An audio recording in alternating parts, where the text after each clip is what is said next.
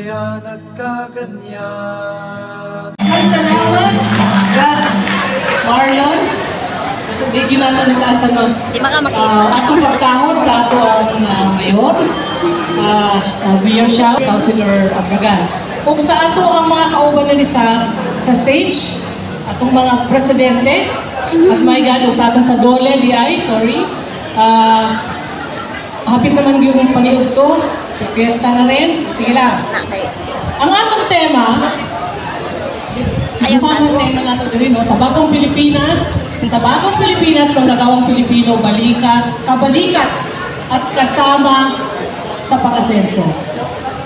O, job security, decent wages, and affordable prices, not political and economic charter change.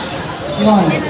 Isa lang naman, makakapsulize naman sa isang slogan ang position board sa Partido Manggagawa na align yun sa ato ang mga mensahe o ato kasi sa ato may ang tawag na ko sa ano?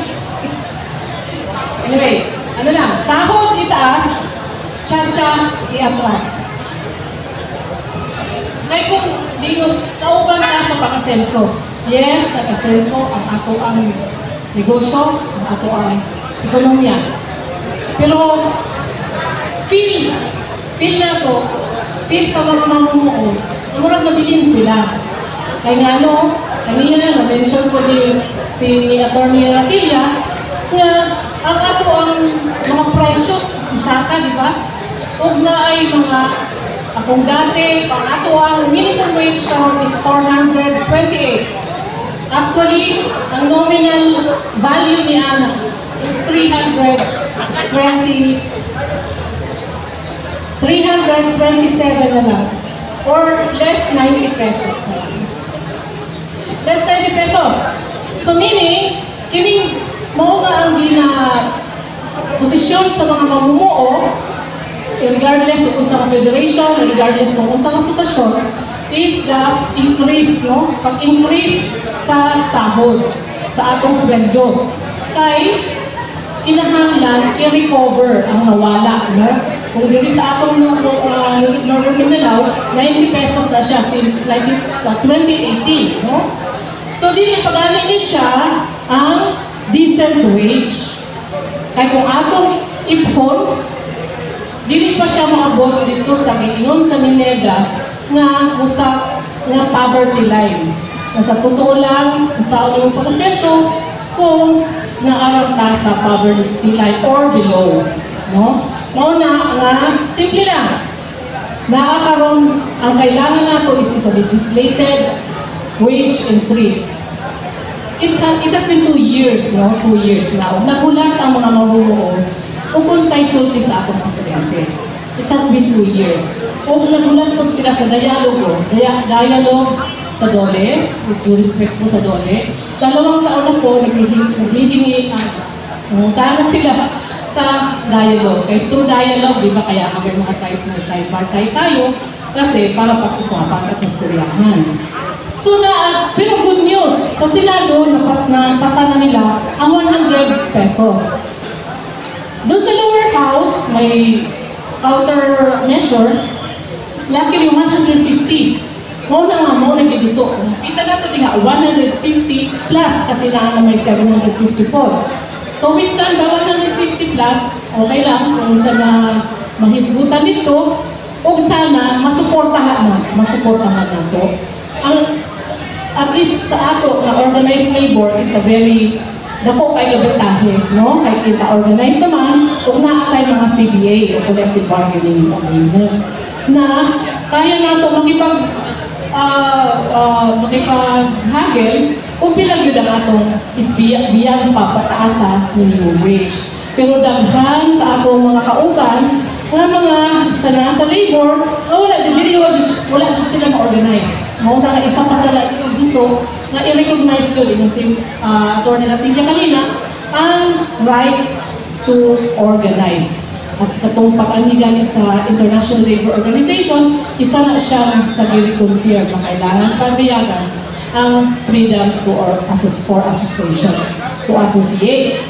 Yun. So kana po, mas maayo ta atong mensahe karon para mo-ingon jud ta na atay decente, atay job security, decent wages.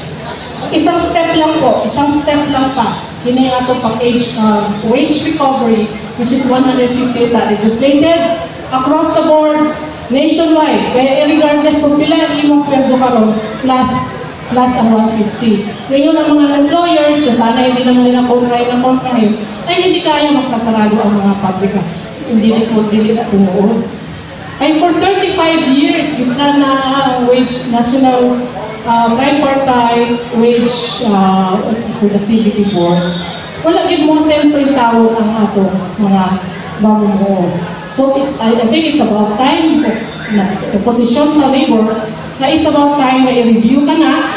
Siyempre ang review ang legislation tiyapon o naanay national, isa ka national minimum wage. Dili kay per region. Kay karon gani di ba nag-increase man twice nag-increase ang sweldo, kaya lang naman kayo kapag 20 pesos, 38 pesos na hindi halos makasabay. So yun po, sana po atong suportahan ang atong wage increase na legislated and manawagan ta apil sa pagsuporta, manawagan ta sa atong presidente na unta iyang ikuan as urgent, i-certify as urgent kini nga kinahanglan sa mga mamumuo. Na bitaw di ba ang panawagan is kasama kabalikat sa pag-asenso. So sana paminawon pud ta kay kita man ang nakabalo. Kaya kay kung partners kita magstorya ta.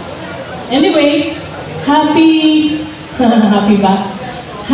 Happy Labor Day. Mga kaning daghan na kayo startup day may galing kay nagpulan kahapon. Galing si Sir Atty. Latilla na ang kinaiyahan kailangan consider po sa atong pagtrabaho. Anyway, mabuhay ang paburing magagawa! Mabuhay!